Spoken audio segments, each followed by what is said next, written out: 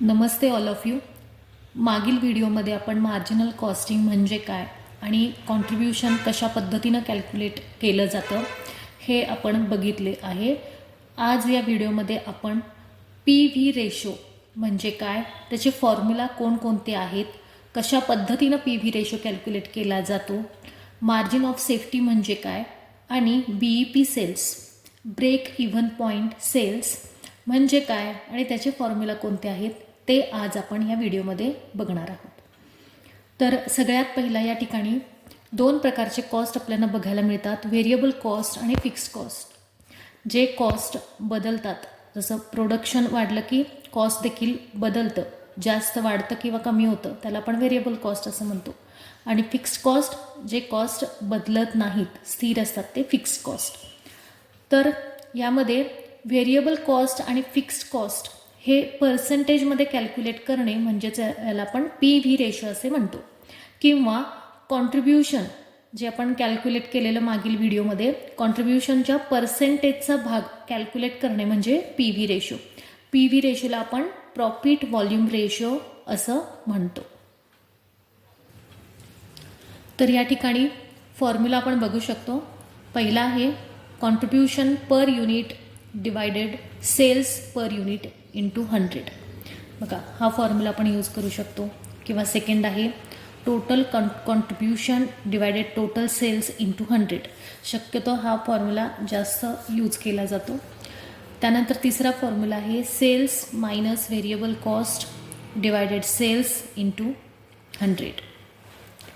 त्यानंतर फोर्थ आहे fixed cost plus profit divided sales into 100.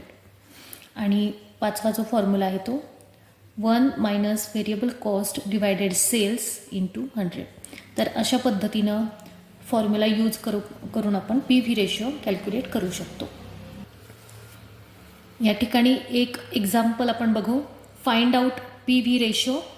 बघा, या ठिकाणी सेल्स 30,000 अँड व्हेरिएबल कॉस्ट आहे 15,000.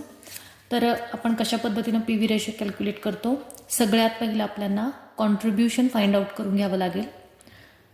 त्यासाठी सेल्स 30,000 मायनस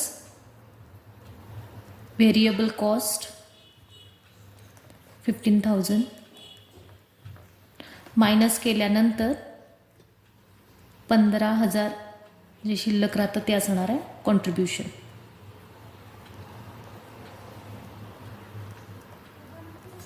आता ह्यानंतर पी व्ही रेशो आपण कॅल्क्युलेट करणार आहोत. P V ratio is equal to contribution divided sales into 100. Contribution 15,000 आहे, सेल्स 30,000 आहे, इंटू 100 केल्यानंतर बघा आन्सर किती येतं. तर 50% हे काय आहे, 50% हा पी व्ही रेशो आहे. तर अशा पद्धतीनं आपण पी व्ही रेशो कॅल्क्युलेट करतो. मागील व्हिडिओमध्ये आपण कॉन्ट्रिब्युशन कशा पद्धतीनं कॅल्क्युलेट केलं ते बघितलं आहे. तर या ठिकाणी सेकंड पॉईंट आहे ब्रेक इव्हन पॉईंट, त्यालाच आपण बी ई पी सेल्स असं म्हणतो. बघा, ब्रेक इव्हन पॉईंट म्हणजे अशी सिच्युएशन ज्या ठिकाणी नो प्रॉफिट नो लॉस असं आपल्याला दिसून येईल. या ठिकाणी मागील आपण उदाहरण बघितलेलं. बघा, या ठिकाणी सेल्स 100 रुपये आहे, व्हेरिएबल कॉस्ट 80 रुपीज आहे आणि मायनस केल्यानंतर कॉन्ट्रिब्युशन 20 रुपये आपल्याला मिळालं. आणि या ठिकाणी फिक्स्ड कॉस्ट 1,000 रुपीज लेस केल्यानंतर मायनस 980 हे आपल्याला या ठिकाणी लॉस मिळालेला आहे. तर या ठिकाणी बघा, तर loss no profit no loss या ठिकाणी नील किंवा या ठिकाणी झिरो येण्यासाठी किती आपल्याला सेल्स करावे लागेल, किती युनिट सेल करावे लागेल हे आपल्याला या ठिकाणी फाइंड आउट करायचे आहे. आता आपण बघू. आता या ठिकाणी फिक्स्ड कॉस्ट बघा, या ठिकाणी फिक्स्ड कॉस्ट किती आहे 1,000 आहे आणि कॉन्ट्रिब्युशन किती आहे, कॉन्ट्रिब्युशन या ठिकाणी 20 आहे. तर बघा ह्या ठिकाणी 50 आपल्याला काय करावे लागते, युनिट्स सेल्स केल्यानंतर काय होईल बघा, 50 युनिट सेल्स केल्यानंतर आपला BEP सेल्स आपण कॅल्क्युलेट करू शकतो. आता या ठिकाणी एक युनिटचे 100 तर 50 युनिट आपल्याला कॅल्क्युलेट करायचं आहे. 50 डिवायडेड 100 बघा 5000 आपल्याला मिळतं आणि 1 युनिटचे व्हेरिएबल कॉस्ट 80 रुपीज. तर 50चे किती येणार, तर 50 × 80 रुपीज केल्यानंतर 4000 रुपीज हे आपल्याला व्हेरिएबल कॉस्ट मिळेल. तर या ठिकाणी आपण बघू शकतो बघा, सेल्स 5000 घेतला आपण आणि variable cost minus variable cost किती आहे, 4000 मायनस केल्यानंतर किती राहतं, 1000 आणि फिक्स्ड कॉस्ट जसं आहे तोच आपण फिक्स्ड कॉस्ट घेणार आहे या ठिकाणी, मायनस किती आहे 1000 बघा, तो वजा केल्यानंतर नो प्रॉफिट नो लॉस.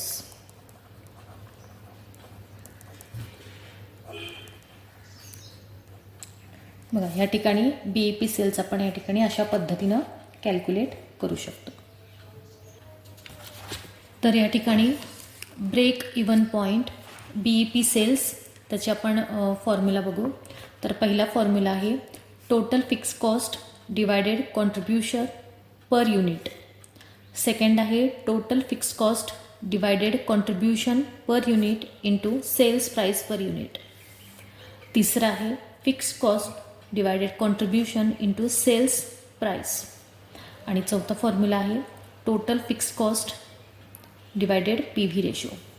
आपण हा जो फॉर्म्युला आहे हा जास्त यूज केला जातो, fix cost divided PV ratio.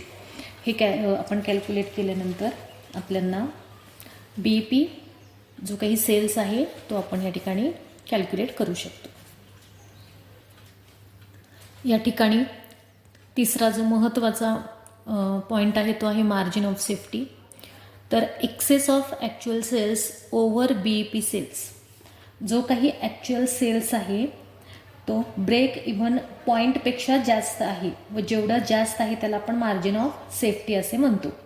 किंवा जे टोटल सेल्स आहे त्यामधून BEP break even point minus केल्यानंतर जे शिल्लक राहतं बघा, जे सेल्स शिल्लक राहतं त्याला आपण मार्जिन ऑफ सेफ्टी असं आपण म्हणतो.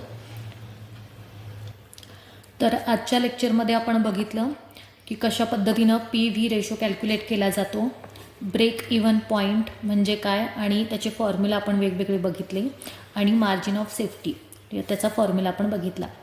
तर हा व्हिडिओ तुम्हाला चांगला वाटला असेल तर व्हिडिओला लाईक करा, सबस्क्राईब करा आणि शेअर करा. धन्यवाद.